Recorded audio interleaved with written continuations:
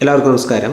കൊല്ലവർഷം 1200 ആണ്ട് ചിങ്ങമാസം 1-ാം തീയതി മുതൽ കർക്കിടകം 31-ാം തീയതി വരെയുള്ള മേടം മുതൽ മീനം വരെയുള്ള 12 കൂറുകളിൽ ജനിച്ചവരുടെ ഫലങ്ങളെക്കുറിച്ചാണ് ഇന്ന് നമ്മൾ നോക്കാൻ പോകുന്നത്. രാശിഫലങ്ങൾ പൊതുഫലങ്ങളാണ്. ജാതകരീതിയിൽ നടക്കുന്ന ദശാപഹാര ഫലങ്ങൾക്കനുസരിച്ച് ഇതിൽ മാറ്റങ്ങൾ ഉണ്ടാകുമെന്നുള്ള കാര്യത്തെ ഒരിക്കൽ കൂടി ഓർമ്മിപ്പിച്ചുകൊള്ളുന്നു. ഒരു വീഡിയോയിലേക്ക് കടക്കാം.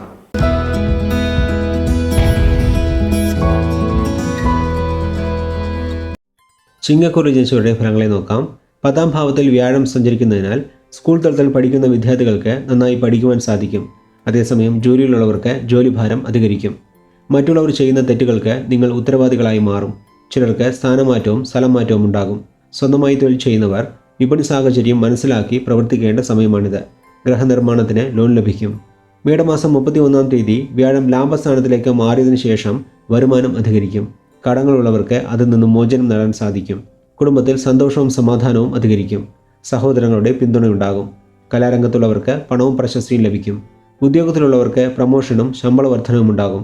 സ്വന്തമായി തൊഴിൽ ചെയ്യുന്നവരുടെ തൊഴിൽ തടസ്സം മാറും.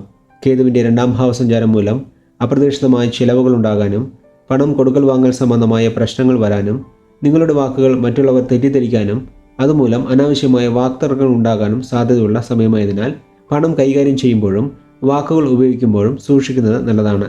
കേതുവിന് വ്യാഴദൃഷ്ടിയുള്ളതിനാൽ ഇതുപോലെയുള്ള ദോഷഫലങ്ങളിൽ കുറവുണ്ടാകും. അതേസമയം രാഹു വ്യാഴത്തിൻ്റെ രാശിയിൽ സഞ്ചരിച്ചുകൊണ്ട് ധനസ്ഥാനത്തിലേക്ക് ദൃഷ്ടി ചെയ്യുന്നതിനാൽ അപ്രതീക്ഷിത ധനലാഭവും ഉണ്ടാകും. ചിലർക്ക് പുതിയ സ്ഥലങ്ങളിൽ ഒറ്റയ്ക്ക് താമസിച്ച് ജോലി ചെയ്യേണ്ടതായ സാഹചര്യം വന്നു ചേരും.